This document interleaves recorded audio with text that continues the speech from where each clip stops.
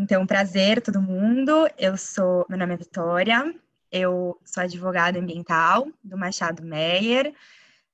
Sou muito interessada em temas ligados à sustentabilidade e acho que esse foi o maior intuito da gente fazer essa roda de conversa. Eu e o Júlio, desde sempre, a gente compartilhou esse tipo de interesse, a gente sempre estudou bastante sobre isso.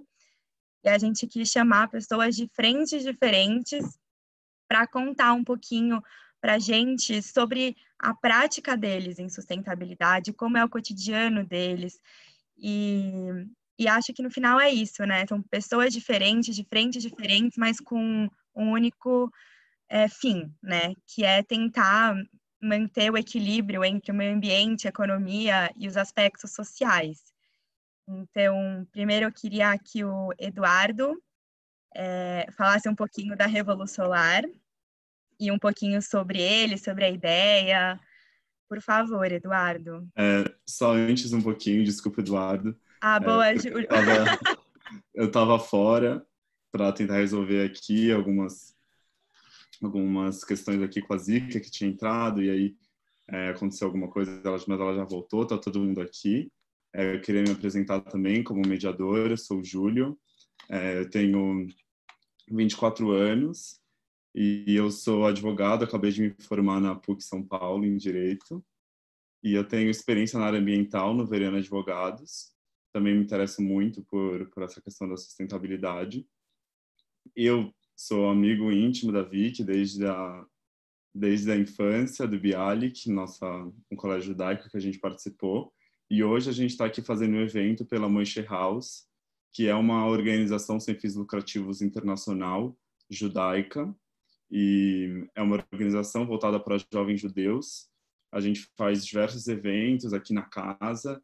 Agora, na pandemia, a gente está fazendo online e também aberto para quem pessoas não judias também, claro. A gente quer construir aqui dentro uma comunidade judaica plural, diversa, por isso a gente está fazendo esse tema ambiental, a gente também tem outros temas sociais.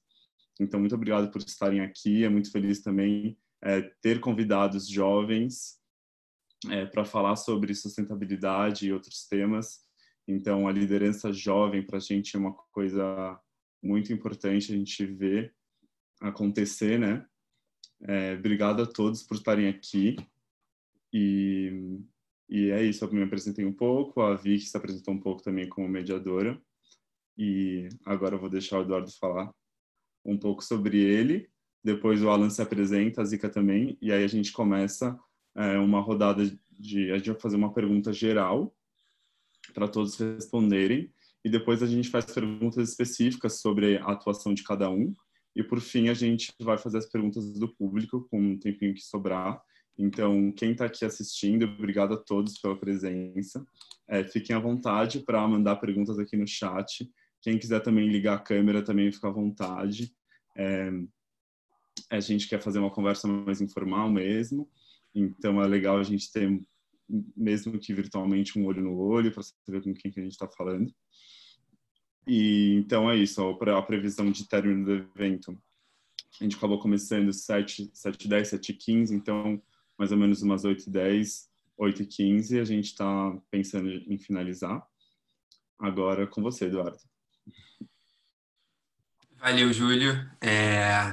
Agora é só mais rápido, né? Só quem eu sou, depois a gente vai entrar no projeto, né? Então, sou Eduardo Ávila, eu sou recém-formado aqui em Economia pela FRJ, formei em abril desse ano, tenho 25 anos, carioca, aqui no Rio de Janeiro, e estou agora como diretor executivo na Revolução Solar, que é uma organização social que promove o desenvolvimento sustentável de duas favelas aqui no Rio de Janeiro. Queremos replicar depois, mas temos esse projeto piloto em parceria com a favela da Babilônia de Chapéu Mangueira aqui no Rio, e ansioso para trocar ideias e escutar o depoimento do Alan e da Zika também, que com certeza são muito ricos. Prazer.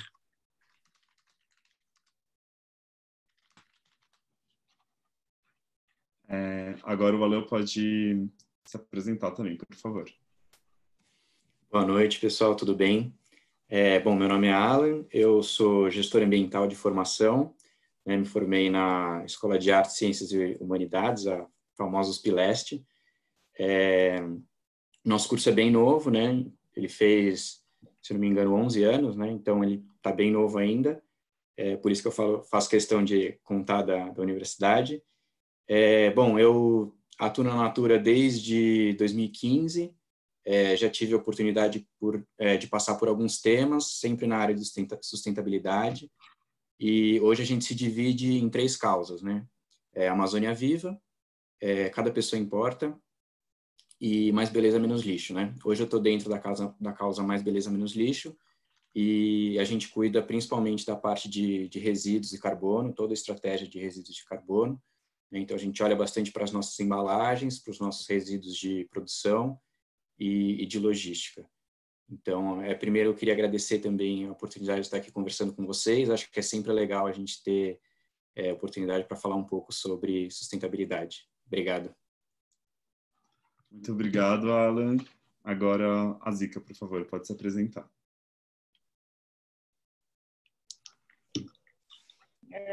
Olá, boa noite a todas, né, e a todos também que estão acompanhando a gente. Eu me chamo Zica Pires, sou do Maranhão, moro em um quilombo chamado Santa Rosa dos Pretos e componho, né, um coletivo jovem que se chama AAQ, que somos os Agentes Agroflorestais Quilombolas. Tenho 26 anos, né, nesse momento, mas historicamente devo ter mais de 300. Mas estamos aí, né, para trocar as coisas, ouvir, dentro do que der, dizer alguma coisa também. Espero que seja uma troca agradável. E é isso.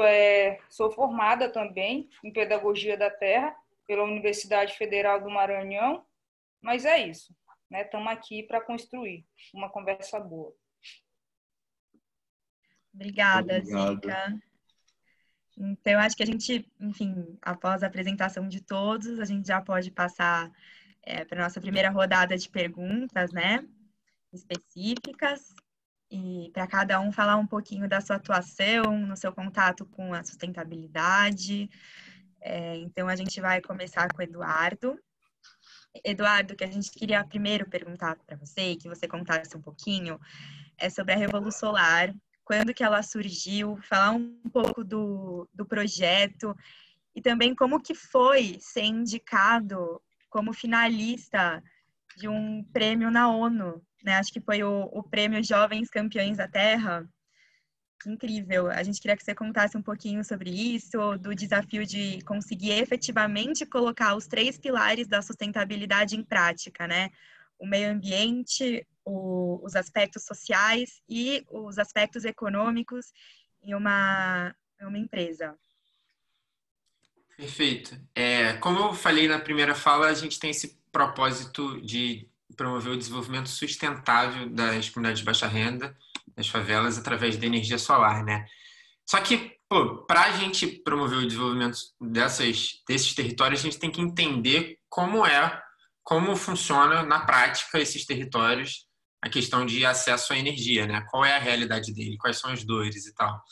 E isso é parte integrante da composição do grupo da Revolução Solar. A Revolução Solar surgiu em 2015, fruto da união de 2 grupos de lideranças comunitárias, principalmente da favela da Babilônia, aqui no Rio, junto com empreendedores sociais de universidades, como eu vim, ou de setor privado relacionados ao setor de energia, voluntários que compuseram o grupo. Então, essas 2 histórias se juntaram em 2015 na favela da Babilônia e deram início à experiência da Revolução Solar.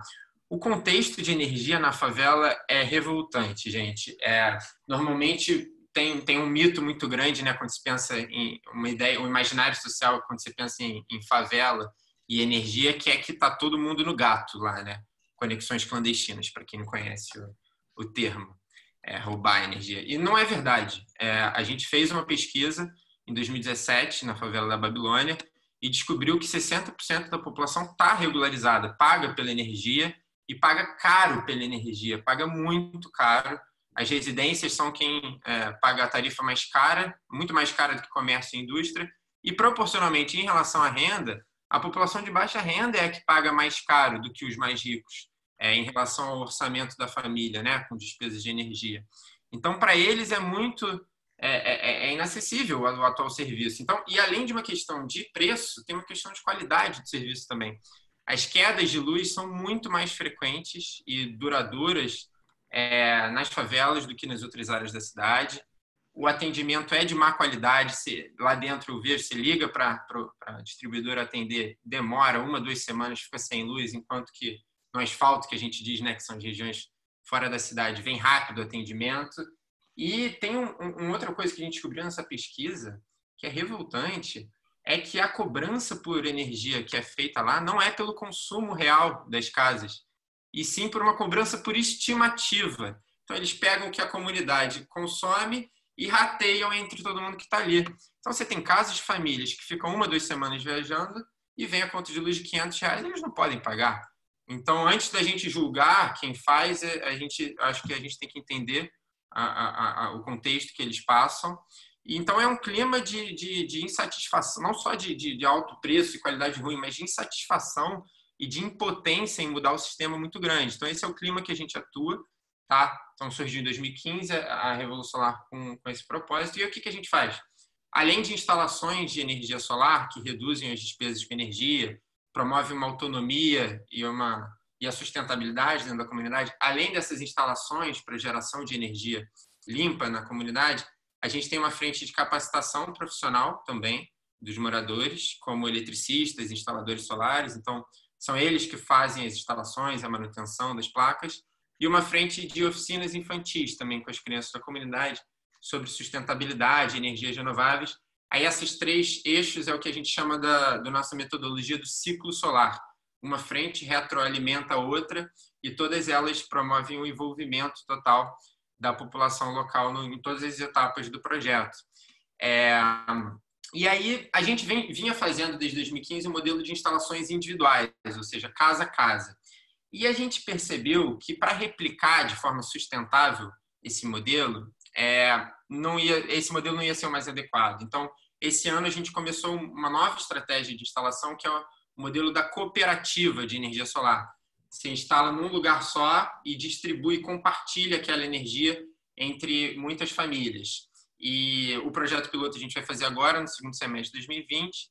Foi esse projeto que está sendo reconhecido pela ONU. No momento a gente está na final, o resultado final vem no final desse ano, então estamos todo mundo aí na torcida. E a questão do tripé da sustentabilidade é isso, né?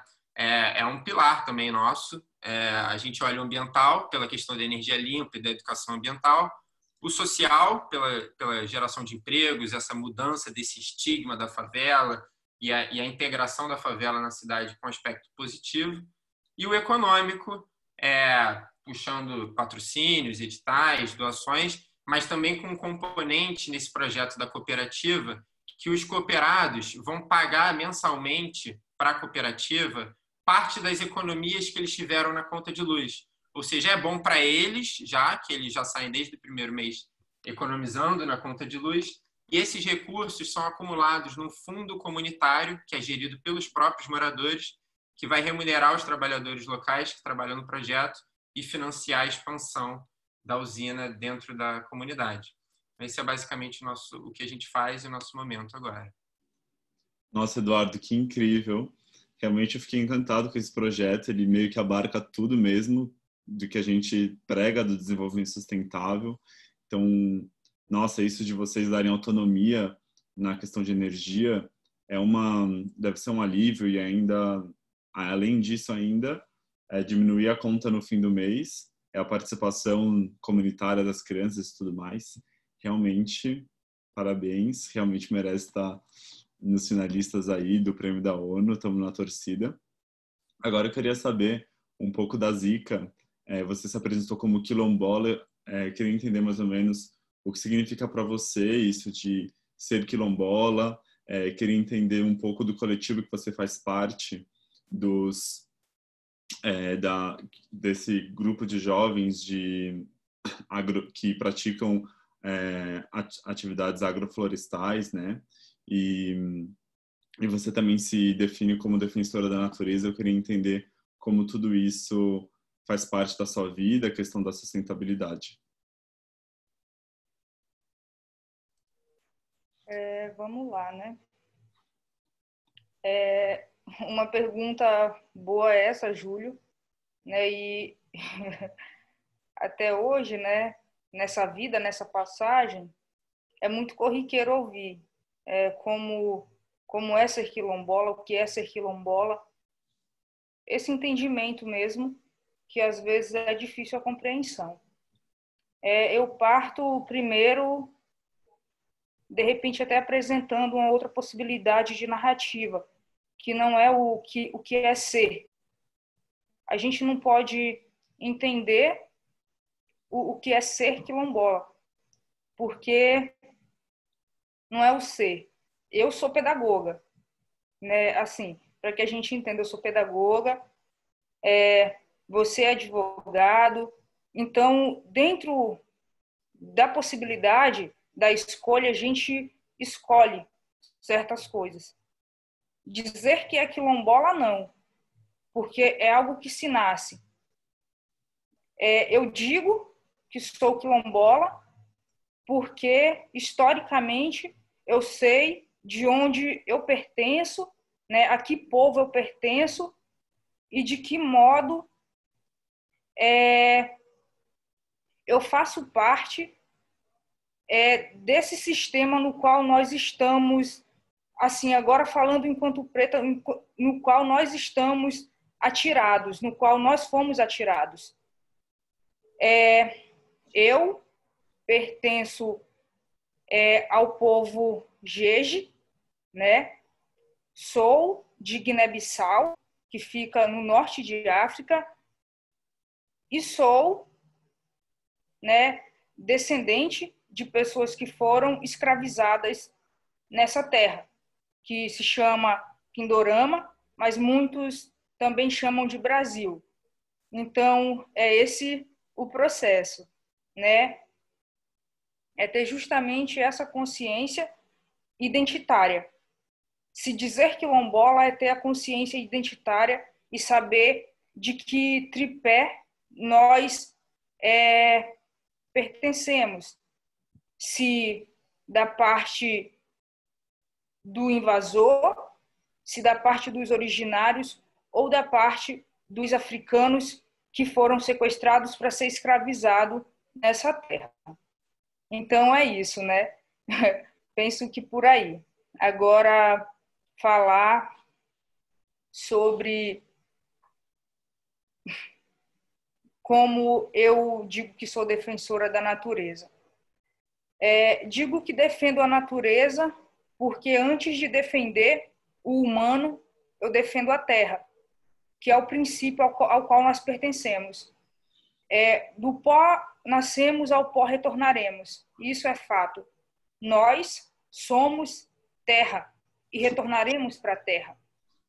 Então, nós somos uma semente que cresce, porém nós somos o adubo de quem também nos alimenta, que é a terra. Então, por isso, dizer que defendo, né, que sou defensora da natureza, porque defender a natureza antes de mim é me defender também. Porque eu só posso continuar viva se a natureza existir. Mas se eu não existir, ela permanece viva. Então, por isso, eu preciso defender ela. Penso que é isso, se dizer assim. E aí, como eu estava colocando, né, a questão da narrativa, a forma como a gente apresenta a narrativa, que é também, como o companheiro Eduardo trouxe, o gato, né, falou do gato.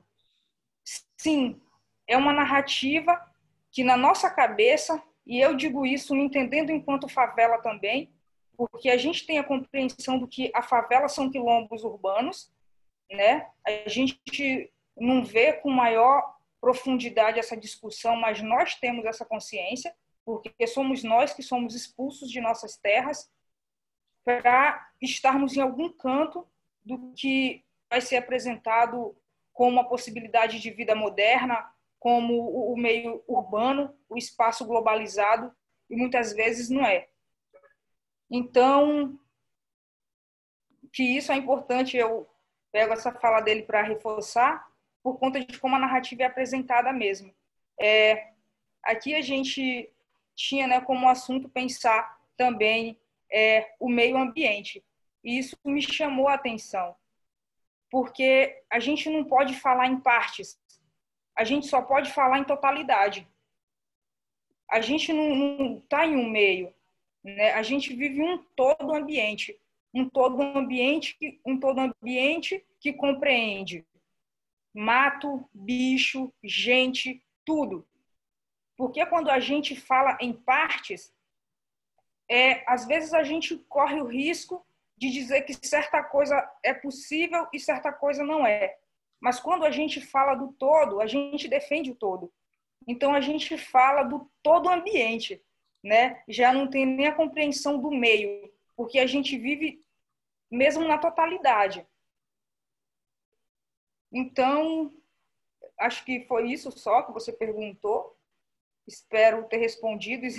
Caso tenha ficado alguma coisa que eu não tenha respondido, pergunta, né, de novo. E a gente está aqui para contribuir. Muito obrigado por essa bela aula de identidade e de origens. Fiquei muito encantado. É só uma questão da pergunta que talvez vale complementar um pouco melhor, da sua relação com a questão da sustentabilidade, mais ou menos que você falou que o que exatamente o coletivo que você faz parte faz e como isso tem a ver com práticas sustentáveis. Certo. O coletivo jovem, né, que é o AAQ, que é os Agentes Agroflorestais Quilombolas, a gente tem buscado o resgate de práticas do que é o envolvimento, porque a gente também usa a narrativa do envolvimento e não do desenvolvimento, porque na nossa cabeça o desenvolvimento ele serve para separar o que está junto, porque a própria palavra diz desenvolvimento. Então você está dizendo que vai separar algo que está junto. Então a gente usa do termo o envolvimento, que é a prática da agrofloresta, que é você não apresentar para a natureza algo diferente, mas é você olhar para ela e aprender com ela o que ela aceita e o que ela não aceita. Então, é uma prática de integração. Você vai olhar para ela e entender o que ela aceita, que seja cultivado na sombra, o que ela aceita que seja cultivado no sol, porque, historicamente falando, a gente tem uma prática que é pensando na questão da relação da sustentabilidade, a roça, né? Roça de toco, como as pessoas chamam, que é derrubar e queimar para produzir e depois deixar aquela área se recuperar. Então, só dali a 10, 15, 20 anos voltar naquele lugar de novo para fazer uma roça. Porém, essa forma de atuar sobre a terra tem a ver com o processo do mau ensinamento do invasor. Pelo seguinte, quando o invasor se depara com o Pindorama, ele encontra, né, as pessoas que aqui estavam, que são os originários, tendo essa relação de integração com a natureza, onde as pessoas pegavam as frutas no pé e aí o colonizador olha e diz assim, não, que até na carta, né, eu acho que tem a carta de Pedro Vaz de Caminha, se eu não me engano é isso, tem um trecho que narra isso, as pessoas são preguiçosas e colhem as coisas e comem, ninguém planta nada, mas pelo contrário, justamente se planta, porque se dá para a terra a possibilidade de ela alimentar aquela geração e outras tantas que virão, o que a gente não vai ter agora, né, nesse momento que a gente está. o que a gente vai ter pela frente, e isso a gente tem ouvido muito dos mais velhos, é um tempo de muita fome, o que vai se apresentar pela frente. É um tempo de muita fome, porque há tempos a natureza vem passando por mudanças e a gente tem visto isso. Então, uma coisa é decorrente de outra, e que nós estamos fazendo. Então, a gente está buscando essa forma de relação, né? A sustentabilidade dessa maneira. Você conversar com a terra sobre o que ela tem para te oferecer e não sobre o que você pode tirar dela. Porque a relação não é essa. A relação não é eu, pessoa, vou pegar tal coisa da terra, não. A relação é a terra vai me dar tal coisa. Então, a gente trabalha muito nessa relação mesmo do respeito e de entender cada ciclo e cada fase da natureza, que é a relação de envolvimento. Mas é isso. Zica, muito obrigada. Eu queria falar que quando você falou que você tinha 300 anos de alma, com certeza você tem, porque foram palavras muito sábias. Acho que fazia muito tempo que eu não escutava palavras tão sábias e que realmente tocasse, né? E fizesse a gente refletir. Acho que a desassociação da natureza e dos seres humanos, hoje em dia, é enorme. E ao longo do tempo foi cada vez mais esse distanciamento entre homem e natureza, né? Ser humano e natureza foi cada vez mais um abismo, né? Quando na verdade é o que você falou, é tudo interligado. Um não fica sem o outro, né? Na verdade, a natureza fica sem o homem, né? O ser humano, mas o ser humano não fica sem a natureza. Então, acho que foram palavras muito sábias, principalmente o seu conceito de desenvolvimento. Acho que a gente tem muito a aprender, principalmente com você e os seus 300 anos de ensinamento. Acho que agora a gente pode passar a palavra para o Alan, falar um pouquinho sobre sustentabilidade e, principalmente, considerando que a Natura, hoje em dia, né, ela é uma empresa que realmente ela é um exemplo de sustentabilidade, ela executa os princípios ESG, né, que é a governança ambiental, social e corporativa. A gente queria que você explicasse um pouquinho para a gente a sua atuação na Natura, um pouquinho sobre a empresa, um pouquinho sobre o que você faz lá e exatamente o seu processo de aproximação com a sustentabilidade. Muito bem. Bom, acho que falando de sustentabilidade, né, eu sempre gosto é uma palavra que está sendo muito usada, né, e nem sempre da forma como a gente gostaria, da forma que a gente considera correta. Então, eu gosto sempre de voltar para o sentido original da palavra, né? Então, sustentabilidade, a princípio, não tem nada a ver com a parte ambiental, né? Uma coisa que é sustentável, uma coisa que tem a característica, né, a possibilidade de durar no tempo, né, de se sustentar no tempo. Então, e aí a gente tem vários olhares em relação a isso, né, em relação a essa manutenção ao longo do tempo, né? Então, tem a sustentabilidade econômica, tem a sustentabilidade ambiental. Então, quando a gente fala de sustentabilidade ambiental especificamente, a gente está realmente reconhecendo um pouco isso que a Zica trouxe, né? Realmente essa interdependência que existe entre nós e a natureza, né? Então, a gente está nesse planeta desenvolvendo, né, as nossas atividades e vivendo, e como que para a gente estar aqui e se manter aqui, né, se sustentar aqui, a gente depende de tudo que o planeta nos oferece, né? Seja em serviço ambiental, seja em recursos.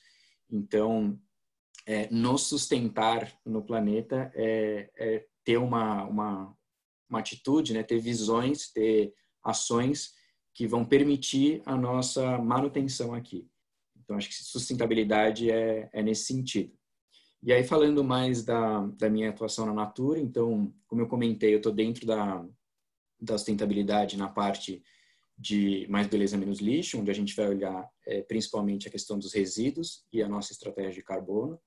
né? E são temas que têm uma conexão muito próxima, porque sempre que a gente fala em desmaterialização, sempre que a gente fala em mudança da qualidade do resíduo, a gente também tem impactos nas emissões de carbono, né? Então, acho que uma das nossas grandes missões é justamente ajudar a empresa e construir todas as pontes necessárias para a gente conseguir ter menos impacto tanto em resíduos como em carbono, né? E aí, falando mais de exemplos específicos, né, a gente tem, por exemplo, o pessoal de P&D, né, de desenvolvimento, de inovação, que sempre busca, né, junto conosco, melhorias no nosso portfólio, né, melhorias nos nossos produtos, nas nossas embalagens, para ter esse menor impacto, né? Então, como a gente pode, talvez, trocar uma resina plástica para ela ser menos impactante?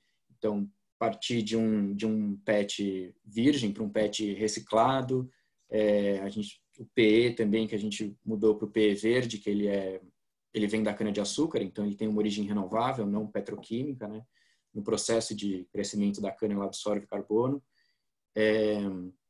Como que a gente pode também mudar o design dos nossos produtos para ele ter um ciclo de vida melhor, né? Então, tem muitas decisões que eu tomo na hora de fazer o meu produto, né, de desenhar a minha embalagem, que vão influenciar ao longo do ciclo de vida daquele produto, né?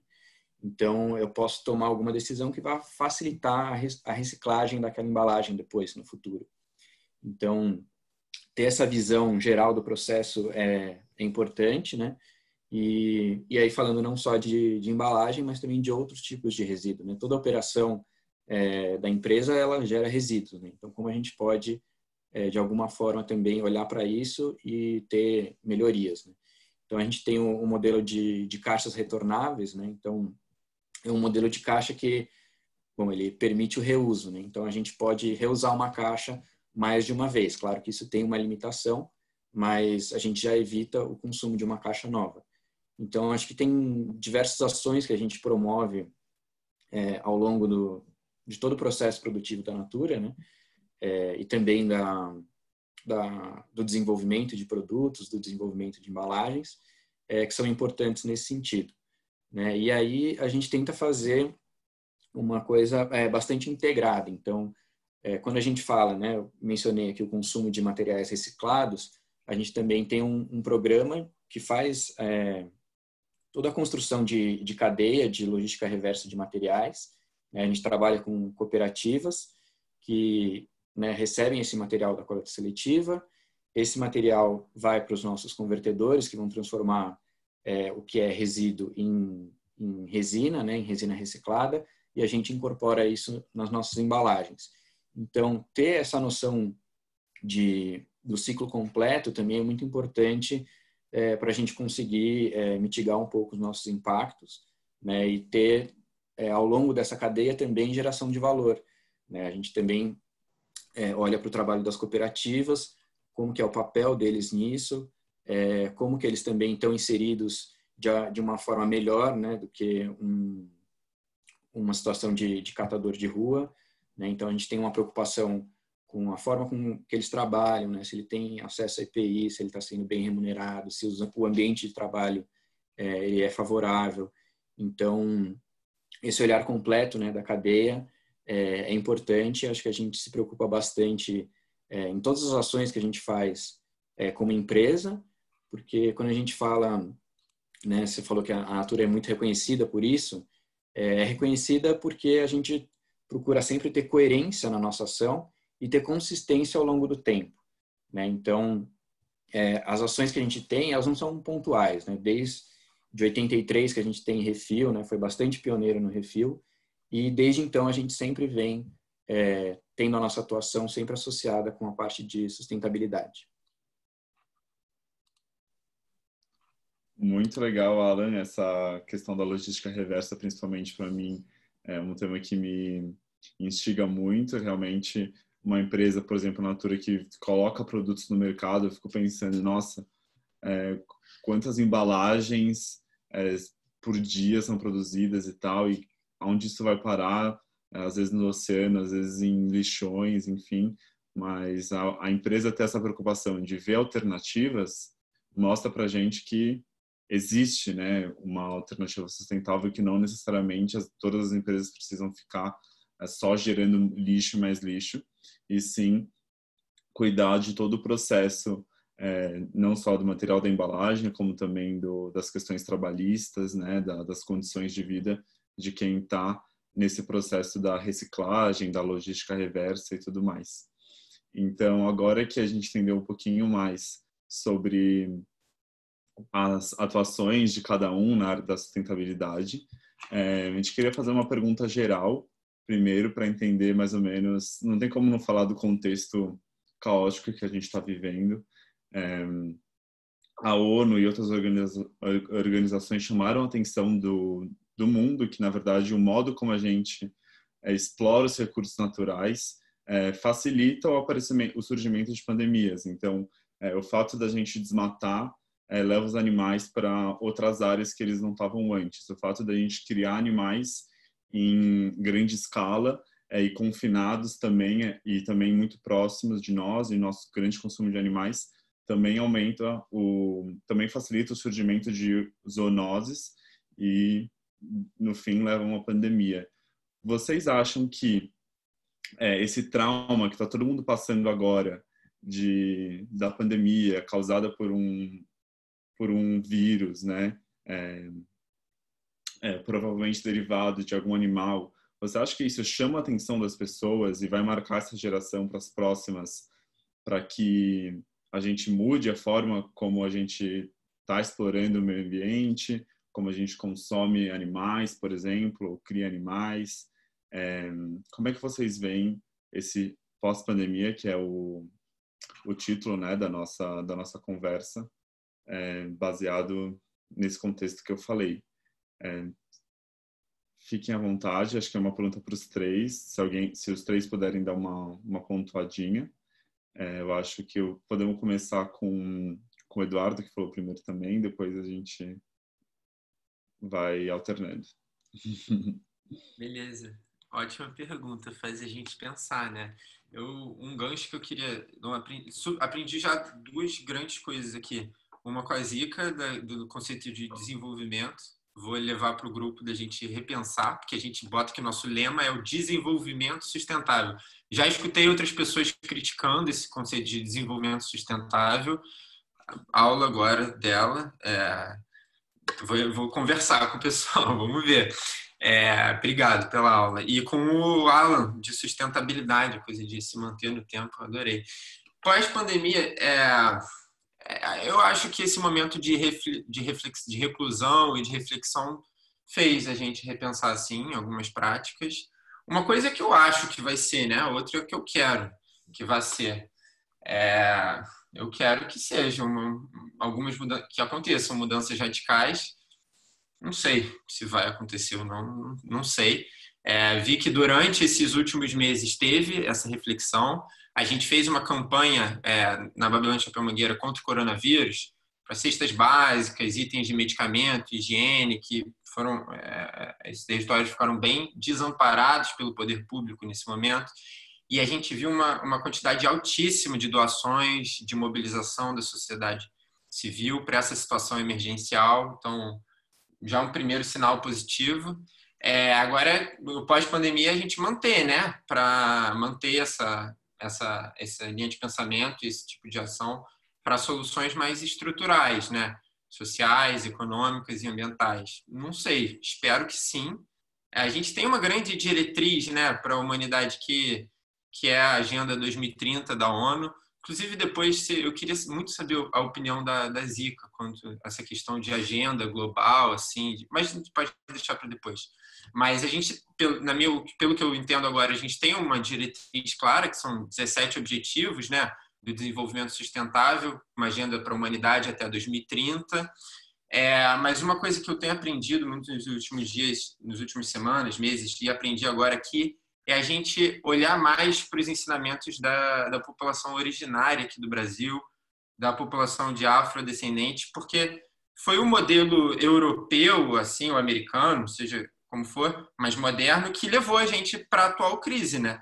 Então, se a gente quer sair dela e reconstruir um mundo melhor, eu acho que a gente tem que olhar com mais atenção para os ensinamentos das comunidades originárias e afrodescendentes, que eles são ligados, tem uma ligação mais forte com a natureza do que essa modernidade vem construindo como desenvolvimento, né? A gente se separar da natureza e tem causado todas essas crises.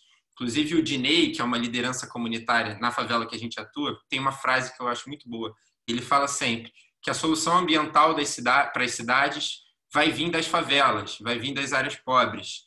E eu acho que isso tem muito a ver com esse ensinamento que a gente tem a absorver dessa parte da população que não temos absorvido tanto. Então, escutar mais, ler mais sobre Milton Santos, Ailton Krenak, essas grandes lideranças e intelectuais, acho que é por aí, após pandemia. Obrigado. Acho que agora a gente pode ouvir um pouco a Zica.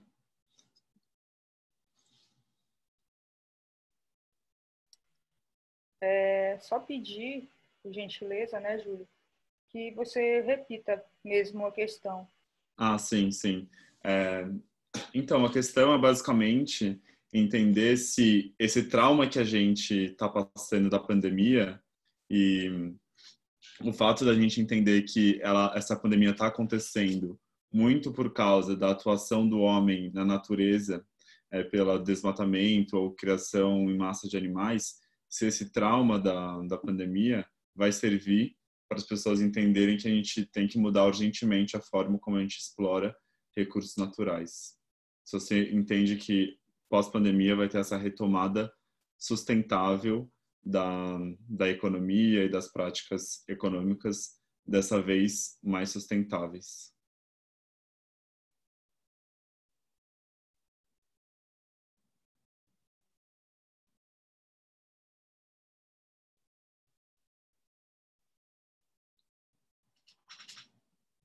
Eu acho que o vídeo travou, então eu vou passar a bola para o Alan e daqui a pouco a gente volta com a Zica. Muito bem. Bom, acho que a pandemia trouxe possibilidade de muitas reflexões, né? Ao mesmo tempo que ela escancarou muita coisa, a gente teve algumas oportunidades de reflexão realmente boas, né? Então, acho que pela primeira vez, muitas pessoas tiveram a oportunidade de olhar para os seus resíduos, né? Olhar para o lixo que elas geram, tanto na quantidade quanto na qualidade. Acho que as pessoas talvez nunca tiveram tão próximas disso. Eu acho que isso ajuda, né? Um pouco a gente a tomar consciência, realmente olhar para isso e entender os nossos hábitos, né? Como que a gente está agindo em relação a isso, como que a gente está gerando esse resíduo todo.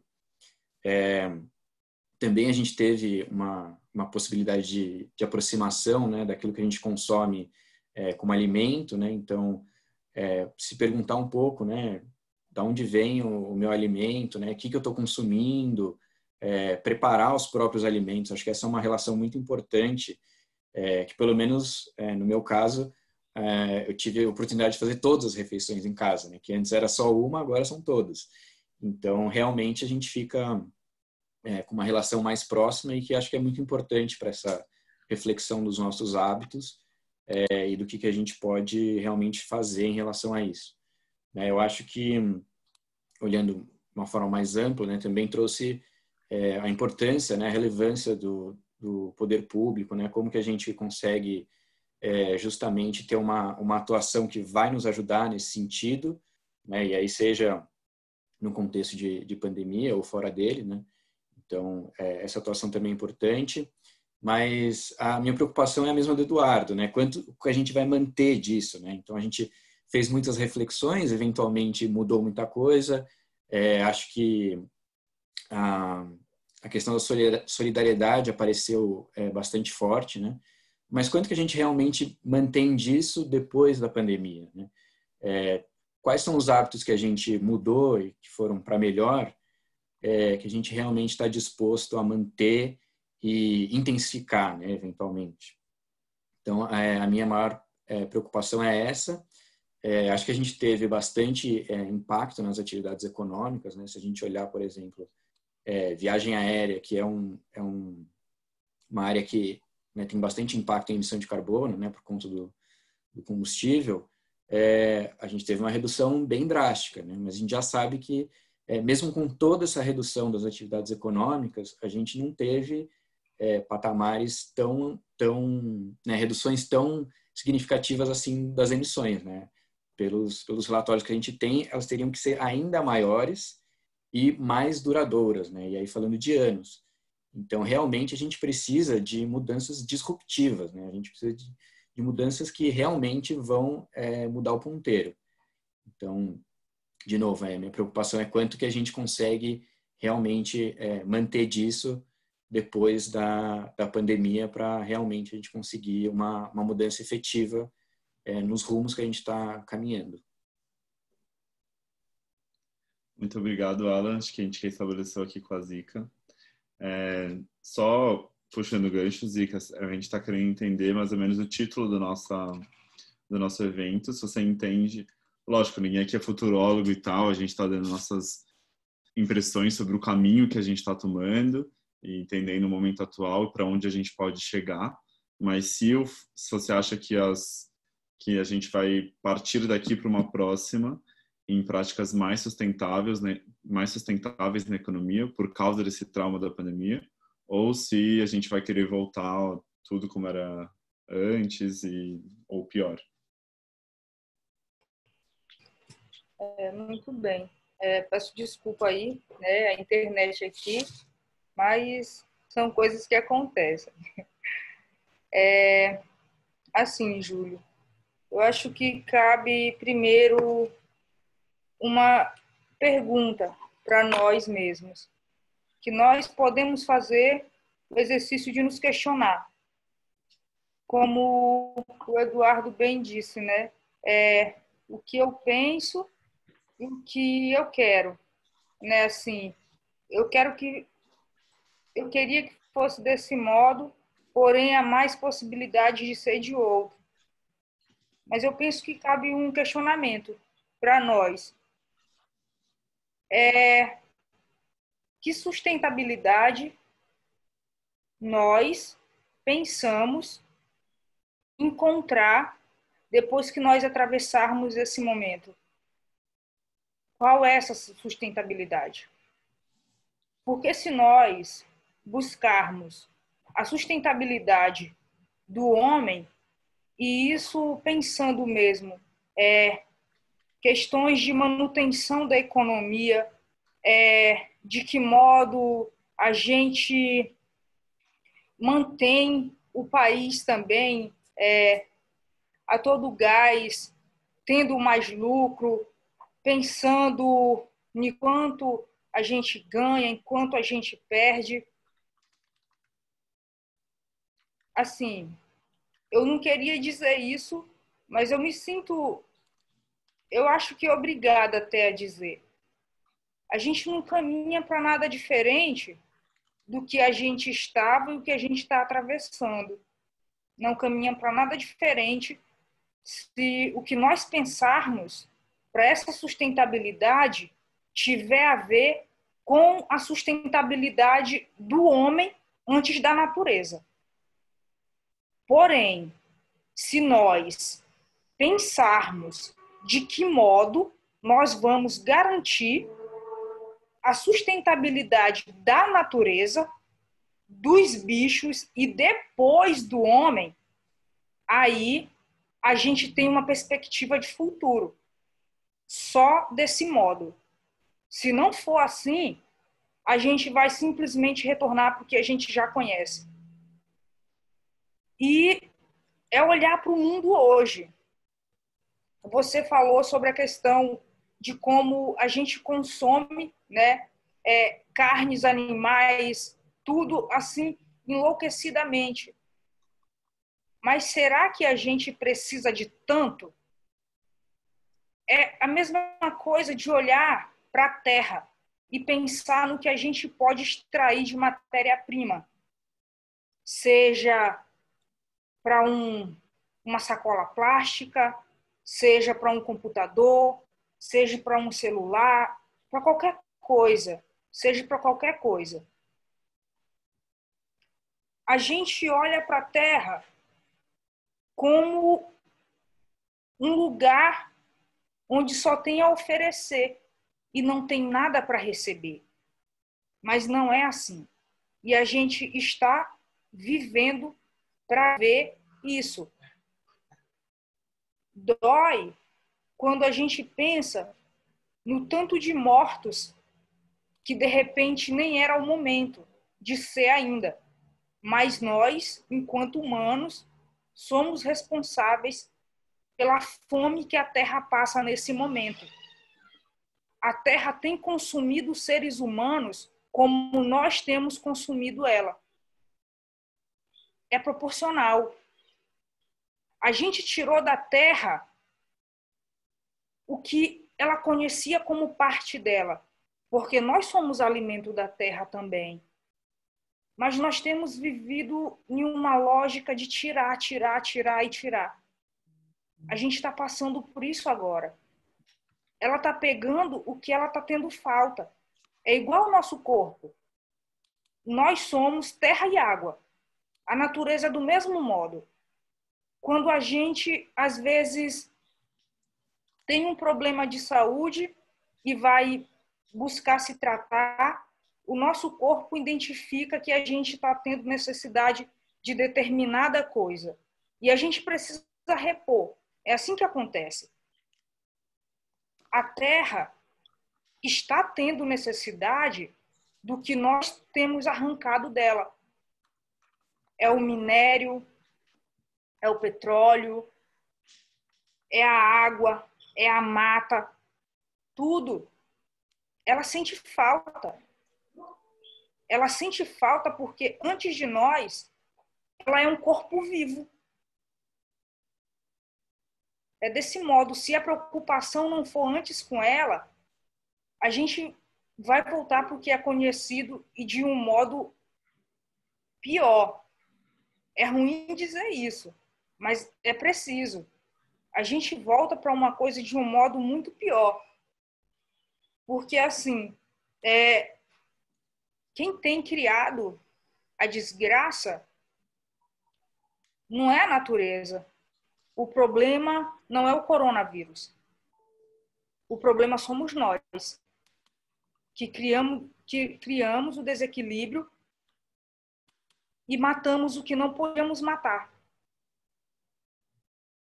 E a gente está vendo as consequências disso hoje. Quais consequências mais teremos se não nos preocuparmos com a sustentabilidade da Terra antes? Eu acho que são reflexões que nós devemos fazer. Tá, muito obrigada. Mais uma vez, 300 anos. Acho que, enfim, foi muito crucial você falar, né, que sustentabilidade nós pensamos em encontrar após a pandemia, né? E, enfim, parece que as perspectivas de vocês não são tão positivas, né? Em relação a isso, o que a gente quer encontrar e o que a gente realmente vai encontrar.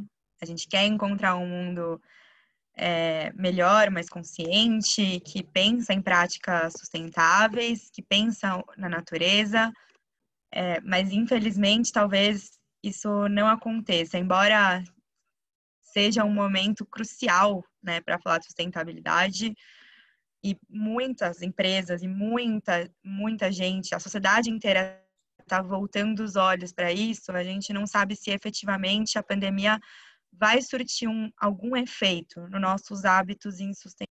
Mas acho que a colocação de todos vocês foi incrível, muito sábios, e é por isso que a gente vai para a nossa segunda e última rodada de perguntas individuais. Acho que a gente pode, enfim, seguir a mesma ordem, né? Para dar tempo de todo mundo tomar uma aguinha, respirar um pouco. Então, Eduardo, estou intimando aqui você para falar mais um pouquinho. Então, a nossa segunda e última pergunta para você seria, enfim, considerando que atualmente, né, o setor empresarial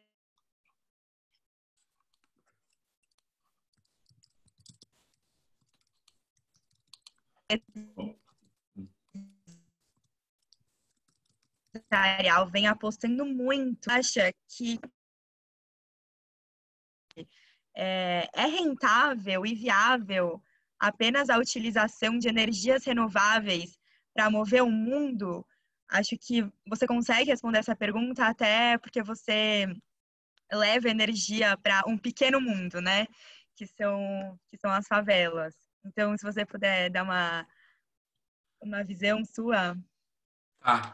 Só uma perspectiva que eu fui corrigido pelo coletivo. Vocês estão me escutando bem? Tá. Sim. Algumas coisas estão travando aqui. Beleza. Essa perspectiva de levar a energia, antes de entrar na pergunta, de levar a energia para as favelas, eu fui corrigido pelo nosso coletivo de lideranças comunitárias lá, que é muito importante a gente ver que palavras que a gente está usando, né? Então, a gente não está levando energia para a favela, a gente está trazendo uma nova solução tecnológica para aproveitar a energia do sol nas favelas. Então, acho que isso é uma coisa que eu estou tentando me corrigir, porque, enfim, não estou levando nada para ninguém. Eles que surgiu lá dentro, a Revolução lá nasceu dentro da favela da Babilônia. Quem toca são moradores e lideranças comunitárias. Então, eu tento compartilhar o que eu tenho absorvido de experiência e conhecimento com eles para tornar isso mais fácil, mais fácil não, né? Mais viável e mais sustentável. Mas a gente traz, a gente não leva. E em relação ao setor energético em si, né? Setor privado, acho que cai naquilo que eu falei antes, do que eu quero e o que eu acho que vai ser. O que eu quero é um setor energético pós-pandemia mais inclusivo, porque o atual setor energético é muito exclusivo, tá? Mais renovável, mais limpo. O atual é muito sujo, é muito poluente, mas é o que eu quero, né? Eu estou falando o que eu quero. Mais distribuído, mais descentralizado, porque o atual setor energético é muito centralizado, é muito concentrado. Eu quero um setor energético mais baseado nas comunidades, que atualmente elas são muito excluídas e têm um papel muito passivo no atual setor energético, e mais resiliente. A gente tem um setor energético que passa por crises constantes e não tem uma resiliência construída. Isso é o que eu quero. O que eu acho, no Brasil a gente ainda não está a passos pequenos, né? Em termos de política energética, visão macro, assim, a gente ainda tem uma confusão muito grande, não tem uma clareza de política energética para o país no momento. Falta a continuidade de um plano, tem algumas distorções o atual modelo, está rolando uma revisão, não está indo para os rumos que eu acho mais sustentáveis e mais direcionados ao que eu quero, né? Mas estamos tentando, enquanto revolucionário, a gente tem uma frente também de representação política dos interesses da população de baixa renda nas discussões sobre os rumos do setor energético, mais do que só o setor elétrico, né?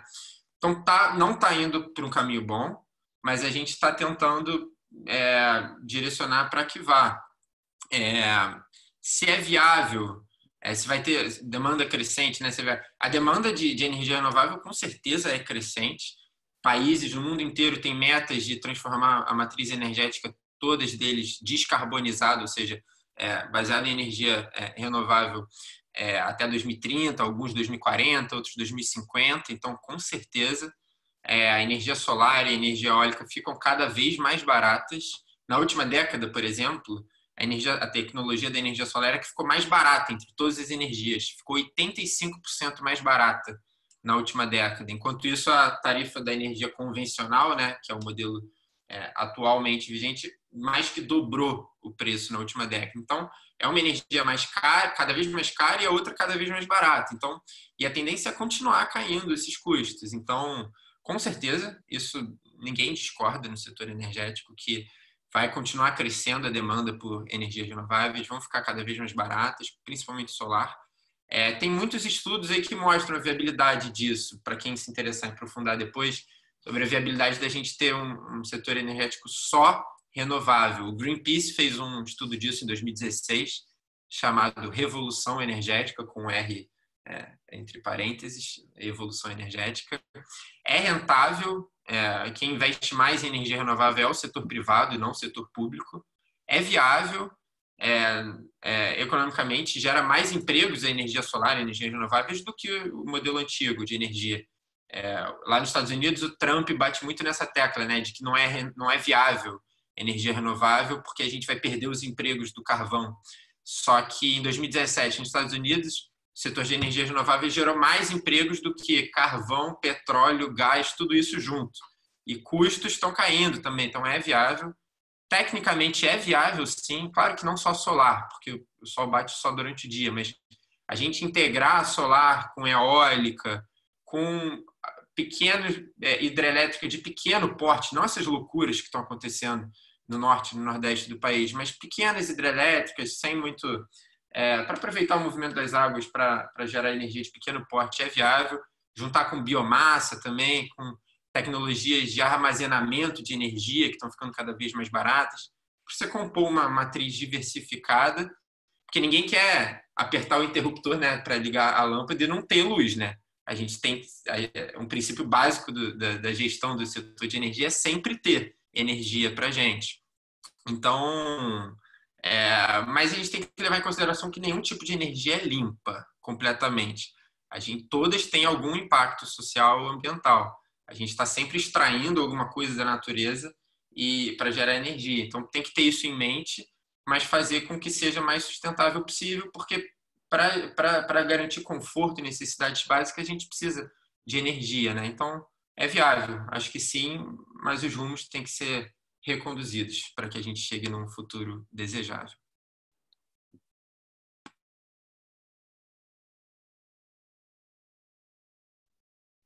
Perfeito, Eduardo. Muito obrigada mesmo. E obrigada pela correção de levar a energia. Acho que isso é o mais importante. E também por mostrar que realmente é possível, sim, um equilíbrio sustentável, né? É rentável, é viável, gera emprego. Então, é possível, né? Tem gente que não quer enxergar, mas é bom ver isso, principalmente de você que atua no setor, de que realmente é possível a gente ter esse equilíbrio hoje em dia, né? Que realmente impacta a natureza, mas a gente precisa fazer com que impacte o menos possível. Júlio, acho que se você quiser tocar com a Zica, por favor.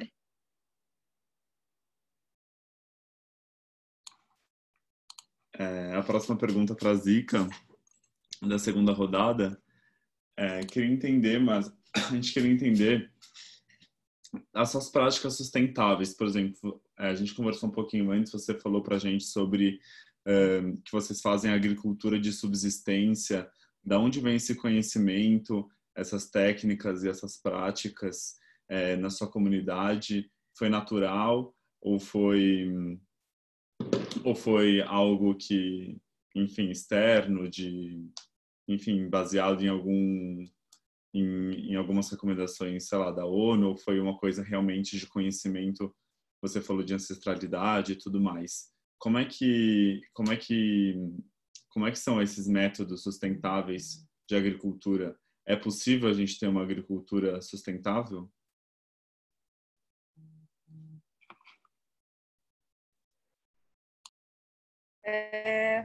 Assim, só partindo muito, talvez, de uma angústia que tenha ficado na Vitória, quando ela falou que a gente não estava apresentando, então, uma solução muito boa, né?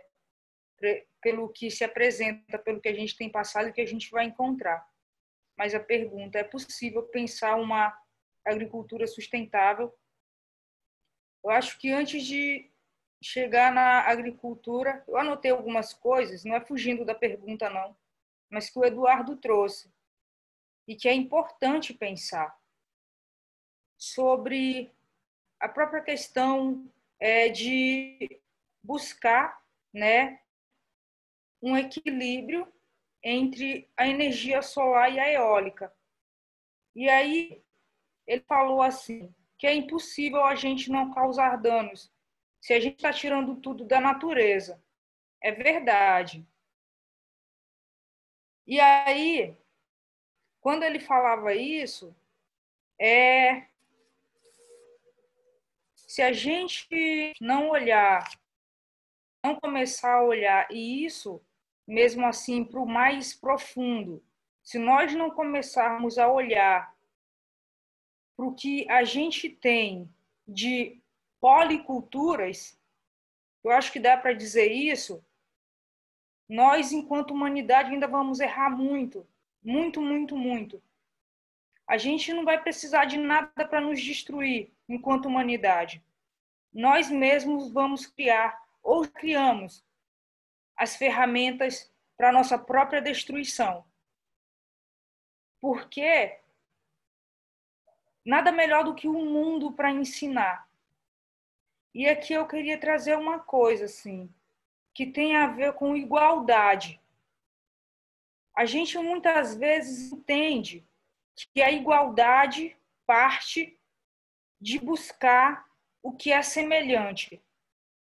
Mas esse é um pensamento muito errado.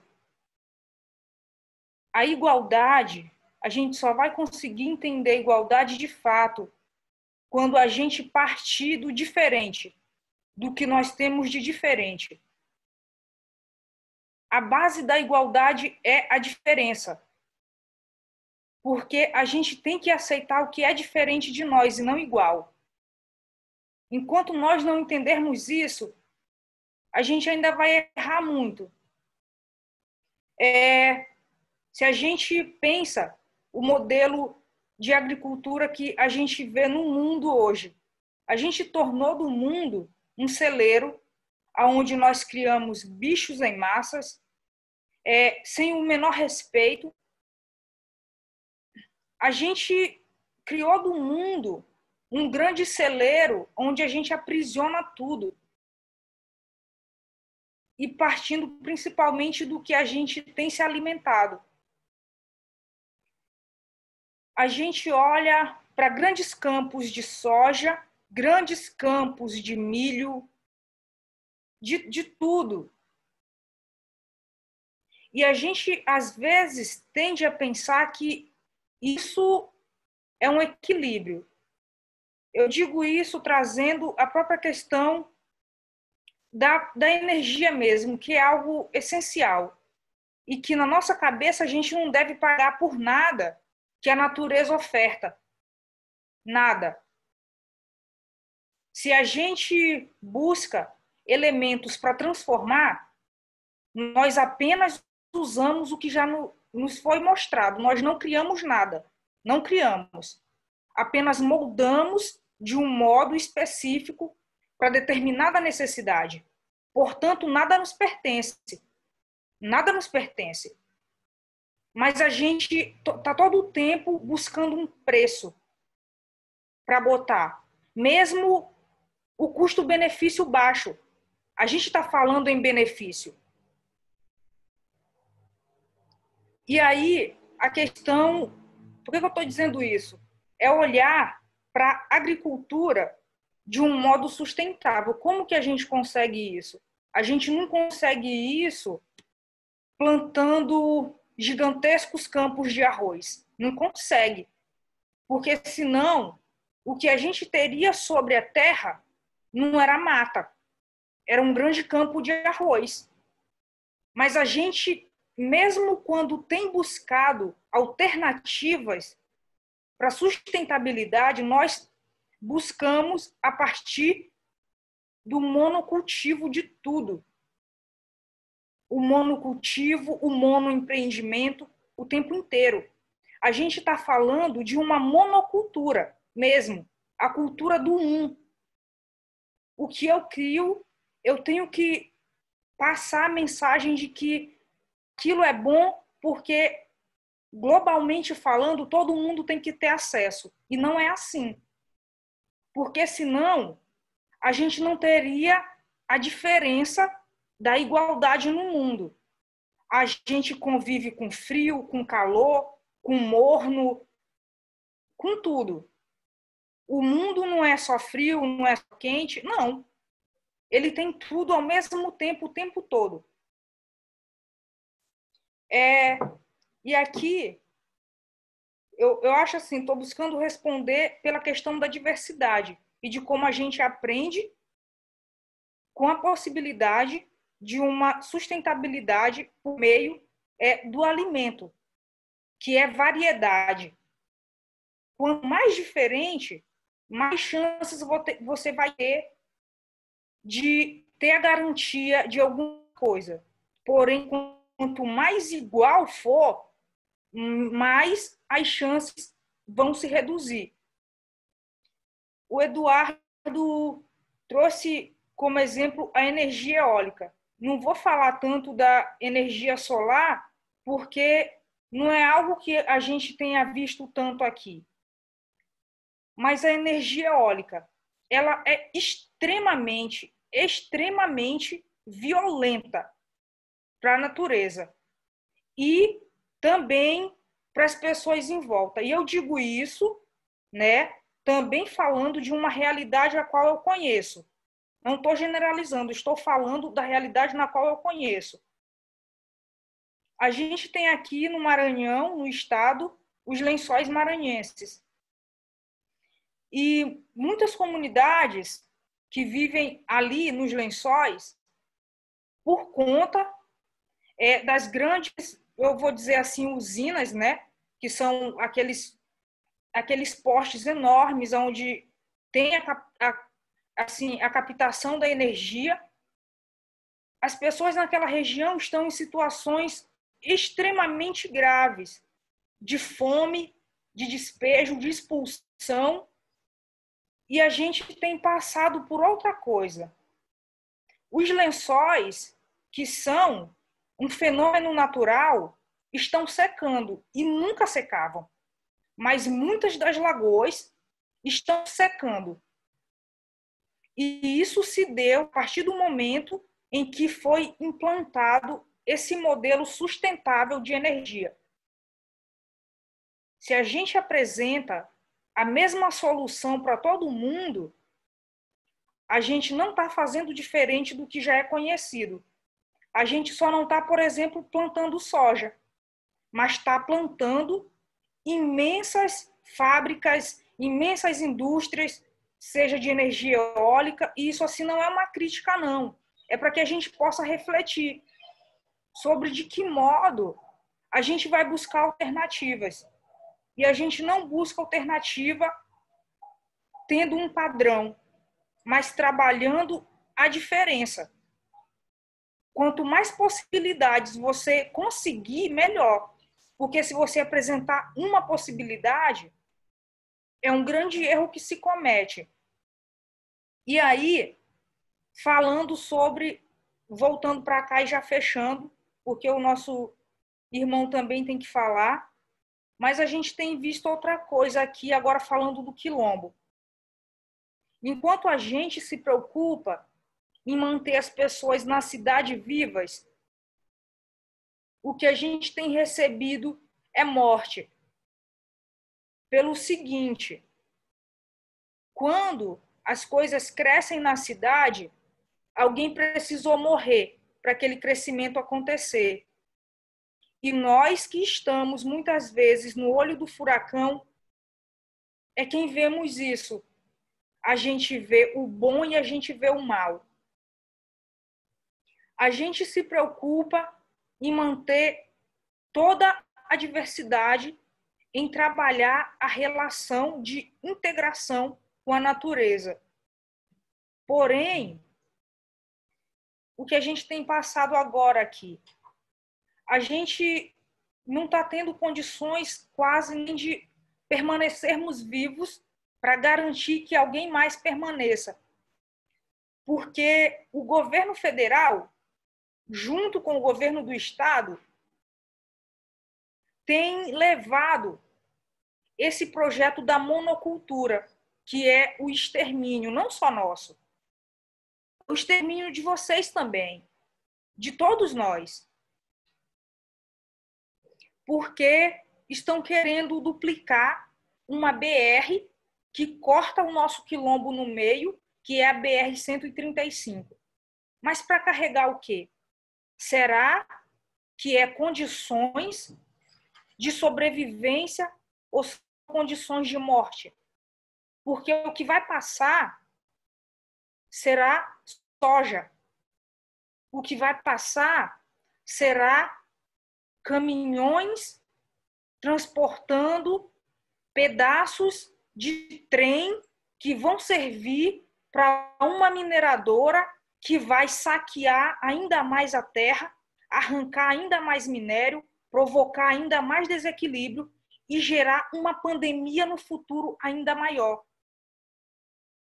Então, que começa numa escala micro, atinge o macro. É impossível não atingir, porque nós estamos em um todo. Nós todos estamos em um único corpo vivo, que é a Terra. Mas era isso. Vou deixando por aqui. Obrigada, Zica. Durante sua fala, eu não posso nem esconder, eu fiquei super impactada, principalmente com essa questão da BR. Fiquei até emocionada aqui, para ser sincera. E agradeço muito vocês por tudo isso. Acho que a gente volta para o nosso ponto inicial, né? De novo, o que é realmente sustentável? O que pode ser sustentável para um lugar não é sustentável para o outro. A gente precisa do equilíbrio dos 3 pilares sempre. Não de um, não de dois, mas dos 3, para realmente ser algo sustentável, né? Então, até o exemplo que você deu da energia eólica mostra exatamente que enfim, até para mim realmente era uma alternativa sustentável, às vezes não é ou não é realmente, né, para determinado lugar, pode ser uma alternativa até de extermínio mesmo, né, de realmente impacto muito poluidor e muito social. Então, acho que sua fala foi extremamente importante, até para todo mundo que está aqui refletir um pouquinho. E aí, como a gente já passou um pouquinho do nosso tempo, eu vou passar a palavra para o Alan, fazendo a nossa última pergunta, né? Então, eu queria que o Alan também falasse um pouquinho enfim, se você entende que na pós-pandemia as práticas empresariais sustentáveis, elas vão ser realmente tão relevantes a ponto de investidores procurarem empresas nesse sentido, né? A gente já vem vendo um pouco desse movimento, né? De investidores até retirarem um pouco o apoio deles de algumas empresas por elas não compactuarem com as práticas sustentáveis. Acho que a gente já viu alguns exemplos, mas você sendo do setor empresarial e inclusive da Natura, que é uma empresa que realmente compactua, né, com os princípios sociais, os princípios ambientais e corporativos. Queria escutar um pouquinho de vocês. Como que você vê isso para o futuro? Só complementando, desculpa, a pergunta da minha colega mediadora. Recentemente, 29 instituições financeiras internacionais mandaram uma carta para o Brasil cobrando, né, que o governo comprovasse que o governo está comprometido a acabar com o desmatamento. E aí enfim, tem muita coisa para a gente falar desse governo federal com relação às políticas ambientais, né? Mas parece que só depois dessa facada das instituições financeiras e um medo de perder investimento privado que seria injetado na economia brasileira, é que o governo parece que fez alguma coisa, na verdade está tentando arranjar um caminho para fazer, e aí sai mais uma nova polêmica do ministro do Meio Ambiente, Mas, assim, o que mostra que, aparentemente, o mercado global é preocupado com as questões de sustentabilidade. Então, complementando a pergunta da Vicky, da onde, qual que é a origem dessa preocupação e se você acha que realmente, então, o mercado global ele está diferente, está um capitalismo diferente hoje em dia? Muito bem, vou tentar responder tudo meio junto. Eu acho que com a pandemia a gente vê também que, bom, primeiro tem muitas práticas, né, que a gente considera como práticas sustentáveis, que elas fazem muito sentido, né, no contexto do negócio, né.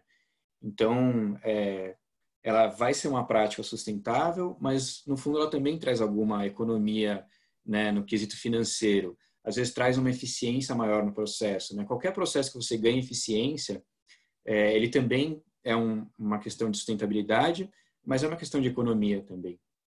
Então, acho que quando essas duas coisas conversam, né, por isso que a gente fala tanto da importância do pilar econômico e do ambiental e do social, a ação em si, né, essa prática, ela ganha muita força, né? E aí, no contexto de pandemia, né, falando mais de mercado, a gente teve já um diagnóstico, né, a gente conversou de ESG antes, que fundos de investimento que consideram critérios ESG, eles têm um desempenho melhor do que fundos que não consideram, né? Então, as empresas que adotam, né, os critérios ESG, práticas ESG, têm essa gestão bem feita, elas acabam sendo mais resilientes economicamente numa situação de crise, numa situação de pandemia, e é o que a gente está vivendo hoje, né? Seja a crise climática, seja mais pontualmente, espero, né, a pandemia. Então, eu acho que tem uma série de práticas que a gente consegue viabilizar justamente porque elas conversam nesse sentido da sustentabilidade, né, de promover a manutenção por um tempo maior, né, se sustentar por mais tempo. Então, quando essas práticas realmente conseguem demonstrar isso e deixar claro, né, que para a gente ter agropecuária no centro-oeste, no sul, a gente precisa ter a conservação da Amazônia, a gente precisa ter os rios voadores trazendo água para tudo isso, né? A gente precisa ter as cidades abastecidas com água. Então, a proteção da Amazônia, né, seja internacionalmente, seja por pressão das próprias empresas brasileiras, ela também passa por isso, né? Começo a ver um risco muito grande da minha atividade quando eu tenho uma pressão sobre a Amazônia, né, ou sobre N outros serviços ambientais, né? Então, a chuva no Sudeste é um serviço ambiental que a Amazônia promove. Por isso que é importante eu conservar a Amazônia. Não estou ali só por uma questão de a floresta pela floresta, né? Eu também tenho interesse, né, que toda essa série de coisas que a floresta promove, elas se mantenham para eu também poder me manter.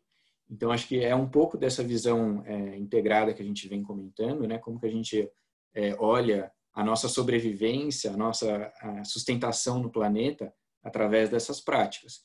Então, a partir do momento que a gente se vê ameaçado, a gente começa a entender a importância de proteger isso, de ter práticas melhores em relação a isso, e que justamente ajudem nesse sentido de sustentar, né, todos os serviços que a conservação de florestas ou do meio ambiente promovem para a gente como sociedade e também como uma atividade econômica.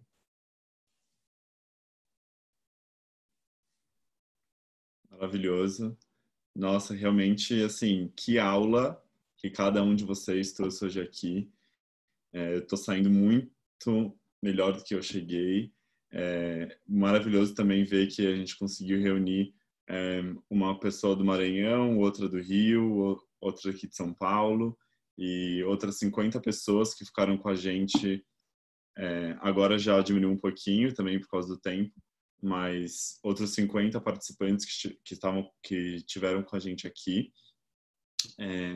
Realmente, cada um tem uma atuação específica uma história de vida, uma relação com esse tema que é muito forte, né? E muito do dia a dia de vocês. Então, era isso que a gente queria mesmo, trazer pessoas com lugar de fala e também com conhecimento. Eu acho que realmente todo mundo está saindo aqui com mais conhecimento, com mais reflexões, e sempre bom manter a nossa cabeça questionadora para olhar para o nosso governo, para olhar para as empresas e para o que está acontecendo no mundo e ter uma análise crítica sobre isso e fazer diferente.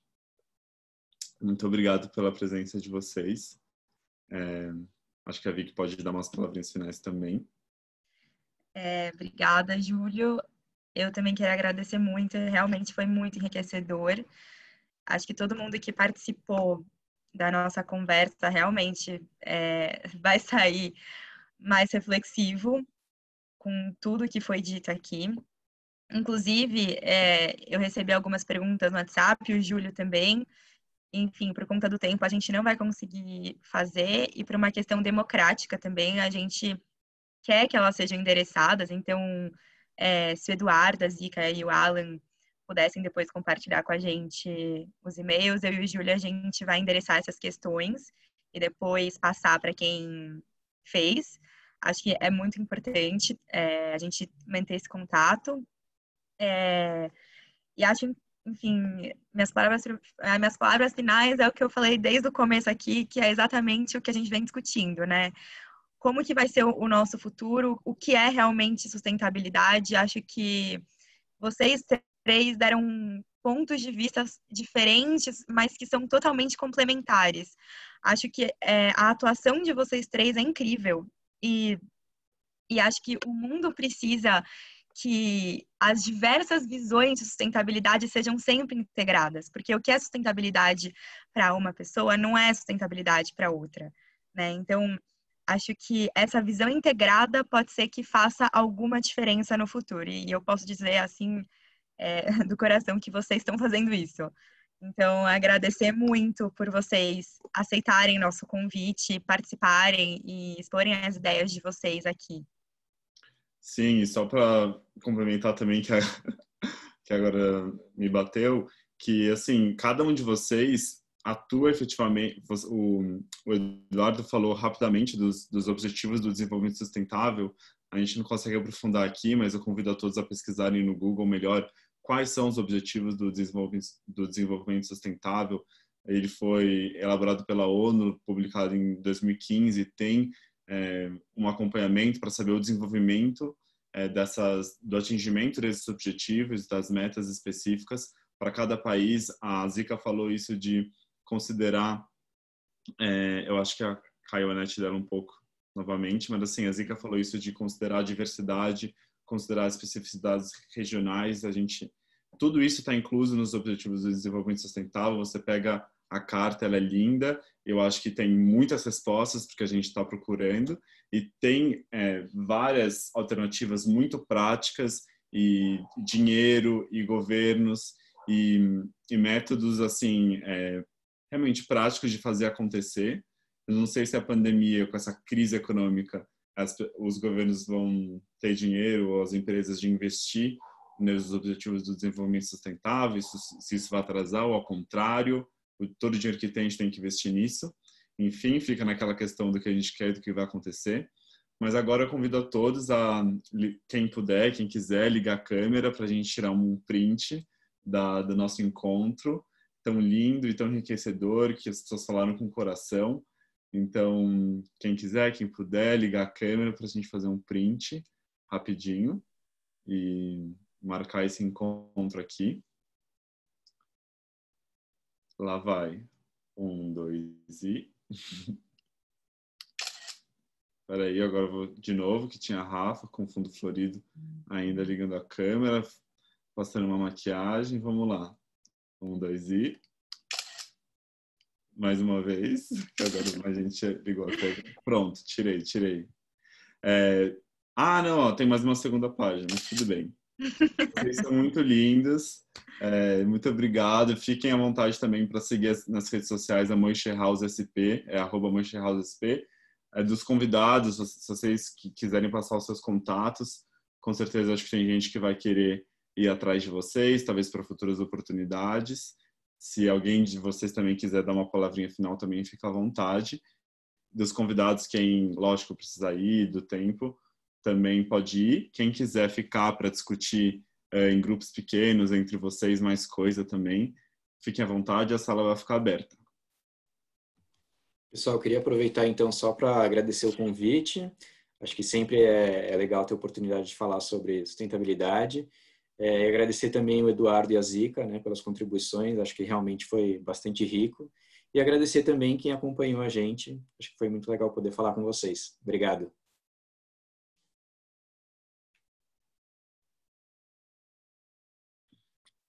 Compartilho do mesmo pensamento, e eu acho que o que a Vitória falou ali é total, porque sustentabilidade para um pode não ser para outro, e só vai ser sustentabilidade se for para todo mundo, né? É o que a gente falou o evento inteiro aqui.